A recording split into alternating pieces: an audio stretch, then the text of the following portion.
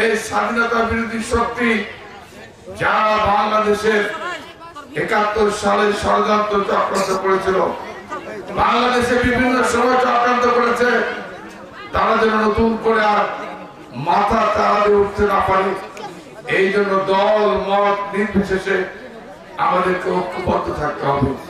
ঐক্যের কোনো বিকল্প নাই প্রিয় ভাই আমার। তাই আমি আপনাদের কাছে বলতে চাই, আপনাদের মাধ্যমে ওই ষড়যন্ত্রকারীদেরকে বুঝিয়ে দিতে চাই, কোন ষড়যন্ত্র, কোন চক্রান্ত, বোমা ফুটিয়ে, গুলি ফুটিয়ে, অরাজকতা করে, ত্রাস সৃষ্টি করে আগামী সংসদ নির্বাচন বানচাল করা যাবে না। বাংলাদেশের জনগণ, বাংলাদেশের মানুষ ঐক্যবদ্ধভাবে এই ষড়যন্ত্রকে মোকাবেলা করবে ইনশাআল্লাহ।